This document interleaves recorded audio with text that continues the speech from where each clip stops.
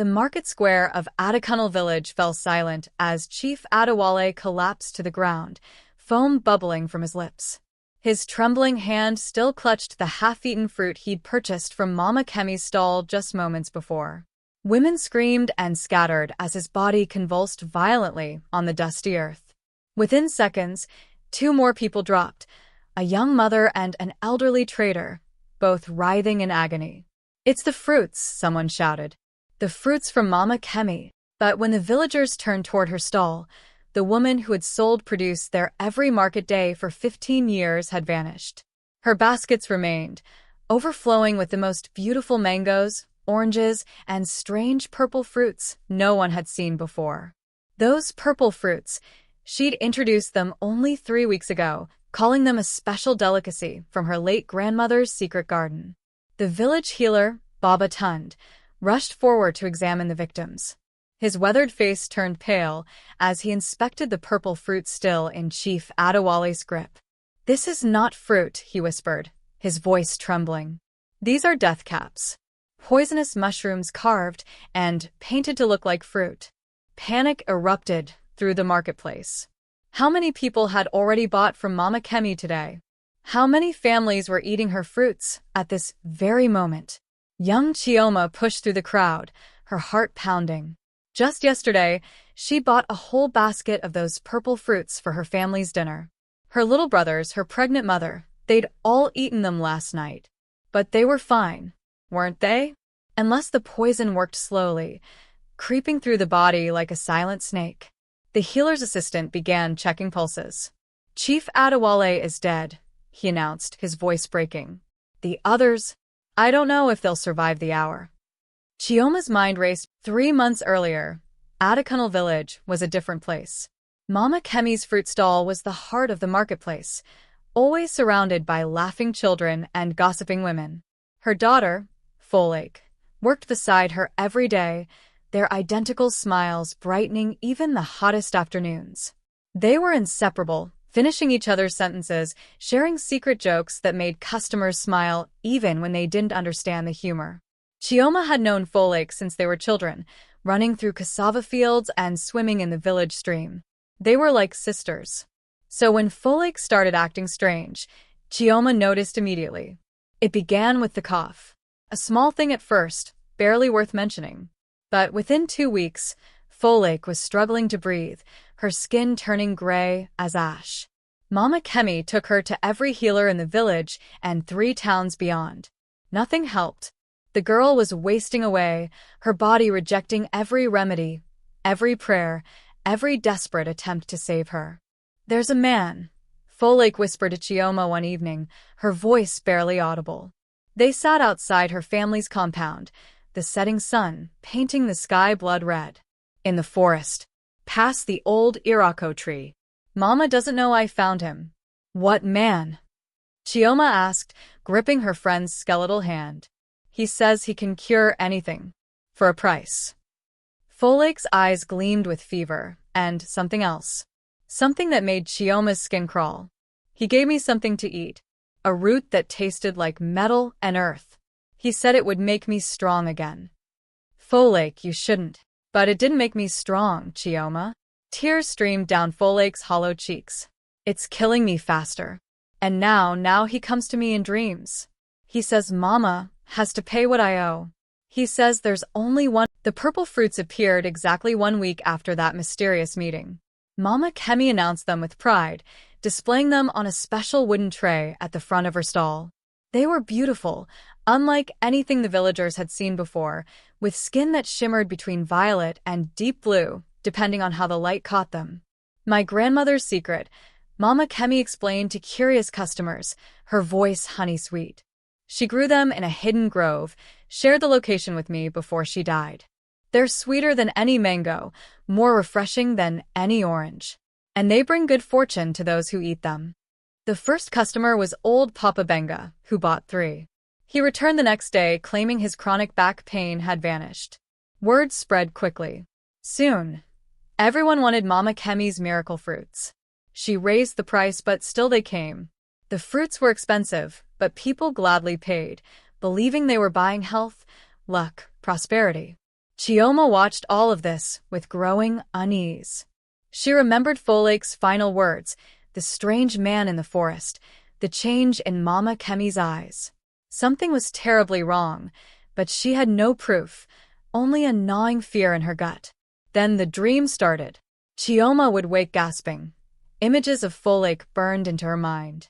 In every dream, her dead friend tried to warn her about something, pointing frantically toward the forest, toward her mother's stall, toward the purple fruits.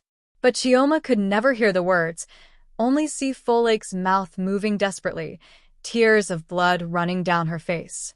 One night, Chioma couldn't take it anymore. She waited until the village slept, then crept to the forest's edge.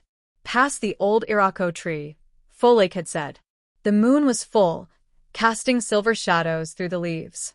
Every sound made her jump. Every rustle in the undergrowth sent her heart racing. She found the clearing after 30 minutes of walking. In its center stood a small hut made of bones and dark wood. Hanging from its entrance were hundreds of those purple fruits, swaying gently though there was no wind. And there, sitting cross-legged before a smoldering fire, was the man. He looked up as if he'd been expecting her.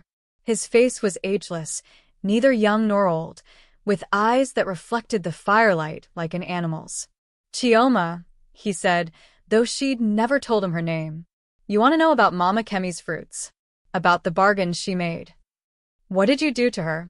Chioma's voice shook but held firm. What did you do to Folklate?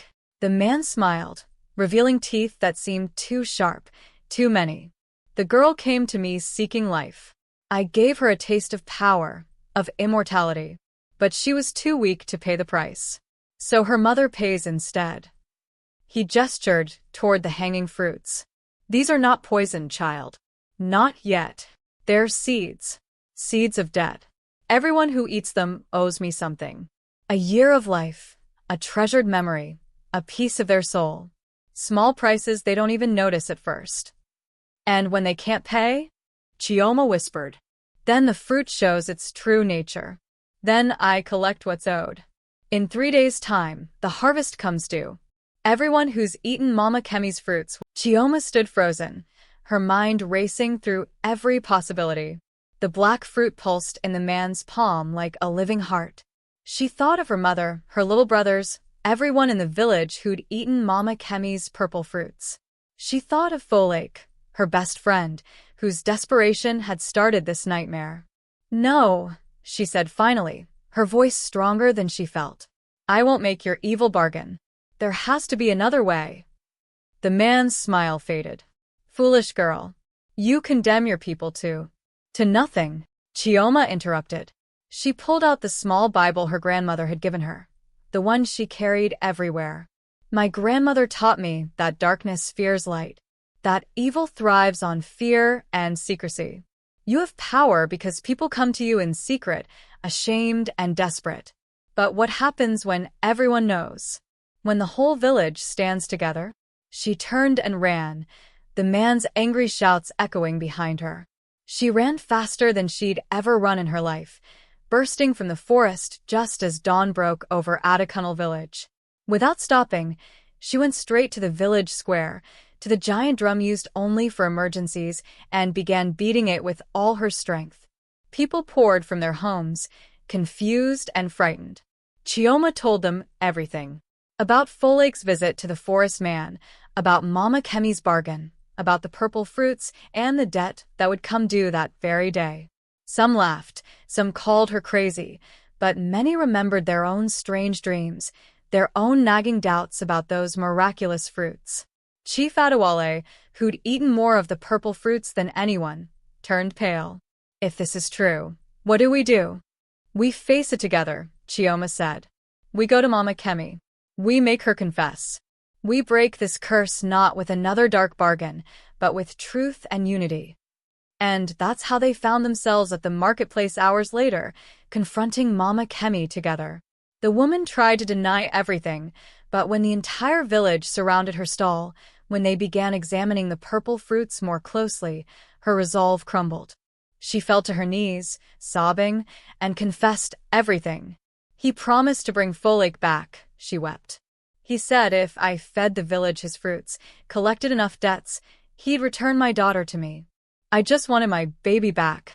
I didn't care about the cost. Baba Tund, the healer, stepped forward. The cost is too high, Mama Kemi. Look what you've done. Look what you've become. That's when Chief Adewale, stubborn and proud, bit into one of the purple fruits to prove nothing was wrong. That's when the collapse happened, when the screaming started, when everything Chioma had warned about came true. But here's what the forest man hadn't counted on. When evil is exposed to light, when a community stands together, when people choose courage over fear, even the darkest magic weakens. As the villagers rushed to help the fallen, as they prayed together and called on every ancestor and every blessing they knew, something shifted in the air. The purple fruits began to wither, turning gray as ash. The leather pouch around Mama Kemi's neck burst open, releasing a swarm of black butterflies that dissolved in the morning sun. And in the forest, the man's hut collapsed into dust, his power broken by the one thing he couldn't control, a village united in truth. Chief Adewale survived, though he was sick for many days. The young mother and elderly trader recovered fully. And Mama Kemi, released from her dark bargain, wept for weeks, but slowly, painfully, began to